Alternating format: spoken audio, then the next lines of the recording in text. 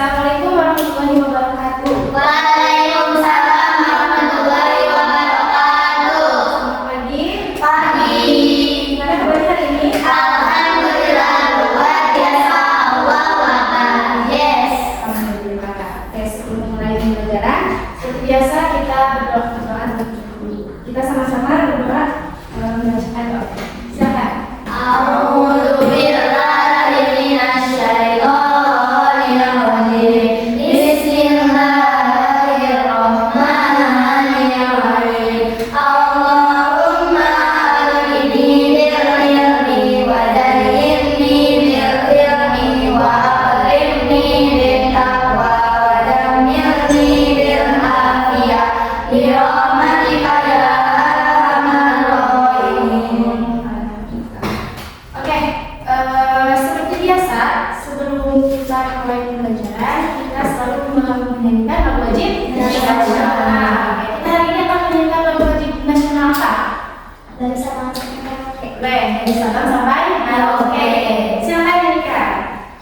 Dari Sabang sampai Merauke berdaya pulau-pulau, sambung menyambung menjadi satu. Itulah Indonesia.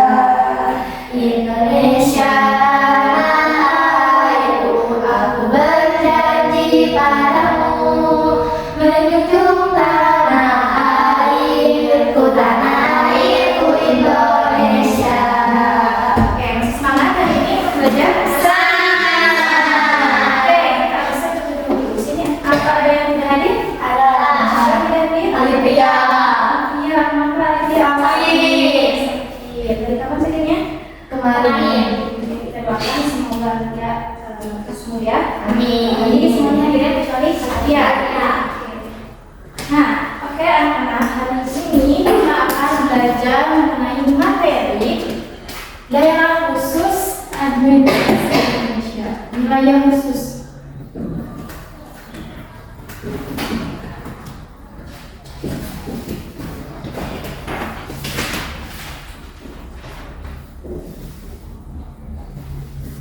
Nah, hari ini kita akan belajar mengenai materi wilayah administrasi khusus di Indonesia. Nah, namun sebelum Ibu akan menjelaskan materi tersebut, apa ada yang masih ingat materi minggu kemarin? Masih? Masih. Siapa yang masih ingat? Minggu kemarin kita membahas sampai apa? Desentralisasi. Desentralisasi dan dekonsentrasi. Nah, apa yang dimaksud dengan desentralisasi? Apa ada yang masih ingat siapa? Ingat? Nah, boleh apa?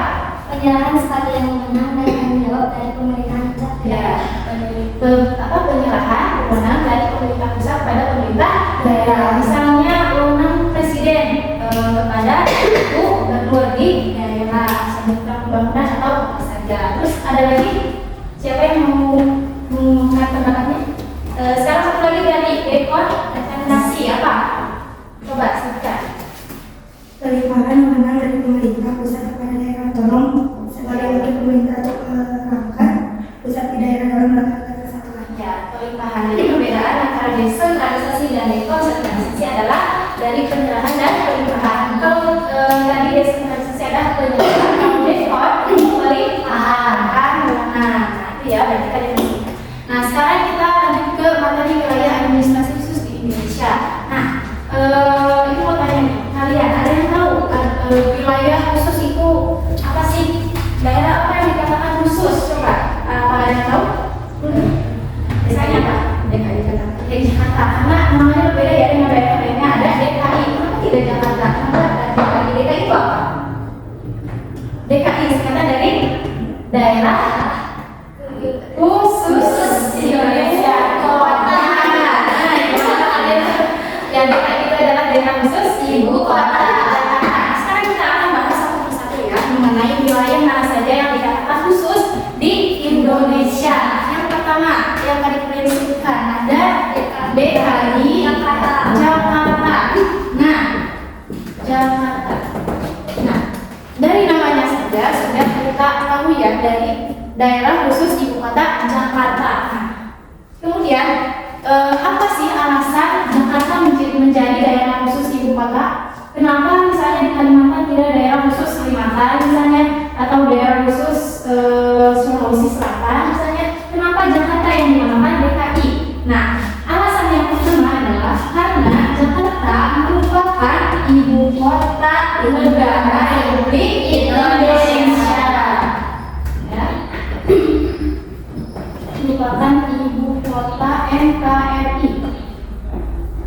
Nah, jadi alasan pertama Jakarta dijuluki dengan daerah khusus adalah karena merupakan ibu kota negara kesatuan Republik Indonesia. Ya, merupakan ibu kota sesuai dengan daerah khusus ibu kota. Yang kedua, nah ada yang tahu tidak? Apalagi kira-kira yang menjadi ciri khas Jakarta apa? Yang kedua adalah merupakan pusat pemerintahan. Pusat pemerintahan. Kenapa dikatakan pusat pemerintahan? Karena di Jakarta ini banyak sekali pejabat negara kesatuan Republik Indonesia. Misalnya dari mulai pertama presiden. Nah, Bapak Jokowi kan itu asli orang Jawa, tapi setelah menjadi presiden tinggallah di Jakarta. Terus misalnya banyak juga perwakilan rakyat, misalnya dari MPR, DPR, itu kan pusat juga ya, pusat pemerintahan di Jakarta. DPR, MPR banyak di Jakarta. Terus menteri-menteri, selain presiden, wakil presiden, ada juga para menteri yang dari Jakarta. Makanya dinamakan pusat pemerintahan. Nah, yang kedua, daerah yang dijuluki dengan wilayah khusus itu ada Yogyakarta, atau julukannya itu apa? DIY. DIY itu apa? Ada yang tahu? DIY itu adalah daerah istimewa Yogyakarta. Ini juga berbeda ya dari daerah-daerah yang lainnya juga. Kalau tadi kan DKI Jakarta itu daerah khusus, karena Yogyakarta daerah istimewa. Kenapa di daerah-daerah lain tidak ada julukan istimewa? Misalnya daerah istimewa Bandung itu jadi DIY. Kenapa Yogyakarta? Alasan yang pertama, Yogyakarta dikatakan menjadi wilayah khusus atau daerah istimewa adalah karena pusat kebudayaan. Ya, yang kalian catat ya, merupakan pusat kebudayaan di Indonesia. Nah, ada yang pernah liburan ke Jogja? Nah, kalian mungkin tahu ya, kalau yang pernah ke Yogyakarta itu banyak sekali budaya-budaya yang menjadi ciri khas Indonesia. Kemudian yang kedua adalah sistem pemerintahannya. Ada yang udah tahu belum? Sistem pemerintahannya. Nah, untuk sistem pemerintahannya di Jogja itu berbeda dengan daerah-daerah yang lainnya. Kalau di Jakarta dan daerah-daerah yang lainnya, pemimpin daerah itu dinamai gubernur dan wakil gubernur. Nah, Jogja ini beda. Jogja ini tidak ada gubernur dan wakil gubernur, tidak ada julukan itu. Tapi sistem pemerintahannya itu masih menganut sistem zaman dulu, yaitu sistem kerajaan. Ada yang tahu kerajaan Yogyakarta ini dipimpin oleh siapa? Sultan Hamengkubuwono. Nah, jadi begini ya. Di Jogja itu tidak ada pemilihan kepala daerah. Nah, kalau di kita kan ada ya, misalnya di Jawa Barat, kita memilih kepala daerah misalnya gubernur. Kita memilih gubernur untuk Jawa Barat atau gubernur untuk Jawa Tengah. Nah, kalau di Jogja ini tidak ada pemilu kada, karena sistem kerajaan itu tidak dipilih langsung oleh rakyat, tapi secara turun-temurun. Jadi yang namanya kerajaan seperti kerajaan Inggris ya, itu tidak dipilih oleh rakyat tapi turun-temurun. Jadi misalnya nenek moyangnya itu Sri Sultan Hamengkubuwono, itu berarti ke anak-anaknya itu juga menjadi raja nantinya. Nah, jadi julukan gubernur di Yogyakarta itu adalah sebagai raja, yaitu Sri Sultan Hamengkubuwono, itu sebagai gubernurnya. Dan satu lagi adalah wakil gubernurnya, dijuluki dengan Paku Alam. Ya, jadi Sri Sultan Hamengkubuwono dan Paku Alam. Nah, jika kalian sudah pernah ya misalnya atau jalan-jalan ke Jogja, itu di Keraton Yogyakarta itu banyak sekali sejarah-sejarah dari sistem pemerintahan Jogja. Misalnya Sri Sultan Hamengkubuwono dari pertama sampai 10 itu siapa aja orang-orangnya. Sri Sultan Hamengkubuwono itu bukan nama orang ya, misalnya sama nama orangnya, tapi itu hanya julukan. Misalnya sekarang Sri Sultan Hamengkubuwono ke-11 sebenarnya. Itu ada namanya, misalnya namanya siapa. Itu bukan nama semua sultan yang gugur, gitu ya. Jadi tidak ada pemilu ada di Yogyakarta. Dan Keraton Yogyakarta itu termasuk pusat pemerintahan yang ada di Jakarta. Pernah ke Keraton Jogja? Pernah tidak? Nah, jika nanti ada ringlah dari sekolah, nah kita telusuri Keraton Yogyakarta. Itu banyak sekali sejarah-sejarah tentang sistem pemerintahan Yogyakarta juga budaya. Nah, itu ya, kedua daerah khusus dan daerah istimewa. Sekarang yang ketiga ada Provinsi Aceh atau dimana juga daerah istimewa Aceh. Nah, kenapa Aceh ini dikatakan khusus juga, otonomi khusus, ada atau tidak? Nah, yang pertama, Provinsi Aceh dikatakan wilayah khusus karena masih menduduki syariat Islam.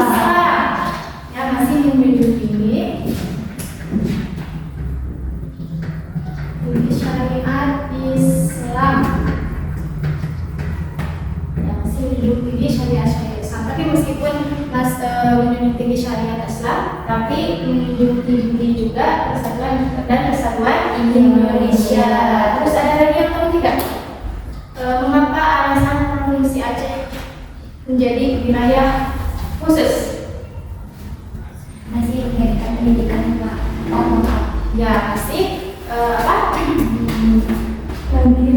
pendidikan kekuatan lokal. Jadi di setiap sekolah dari pertama TK, SD, SMP, SMA, perguruan tinggi itu ada pelajaran agama Islamnya.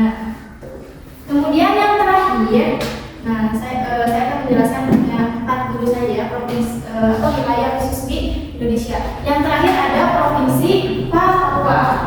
Nah, kalian tahu tidak kenapa Papua juga termasuk wilayah khusus? Menurut kalian kenapa? Yang pertama, alasan Provinsi Papua menjadi wilayah administrasi khusus di Indonesia itu karena merupakan pusat sumber daya alam di Indonesia. Contohnya apa?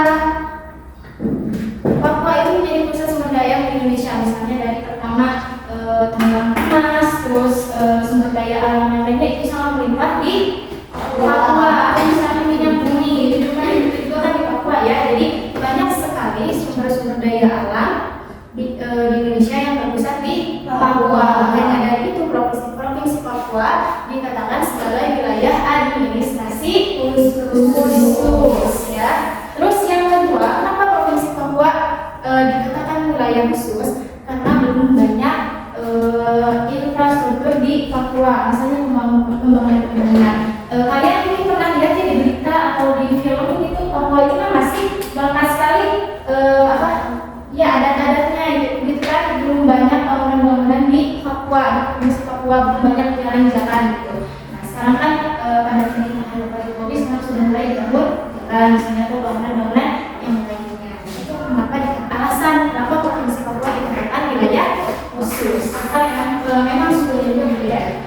Emang di Indonesia kan berbeda-beda suku kan, banyak sekali suku dan budayanya. Nah Papua ini dikatakan sebagai wilayah administrasi khusus karena tadi pusat sumber daya alam di Indonesia paling banyak, paling melimpah.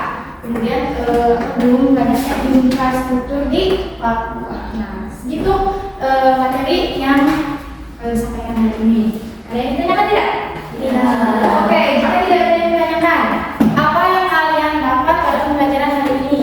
Daftar apa? Wilayah apa? Jadi setelah kita mempelajari pembahasan ini, apa yang sudah kalian tahu? Apa? Wilayah khusus. Terus? Apa lagi? Makin tahu dengan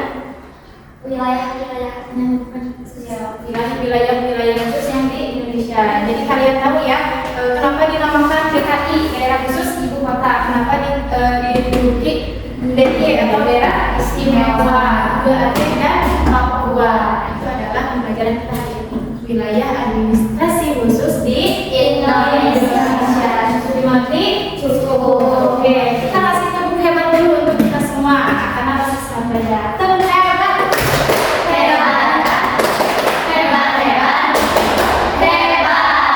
Nah, kita cukupkan sekian ya untuk materi hari ini tentang wilayah administrasi khusus di Indonesia. Indonesia.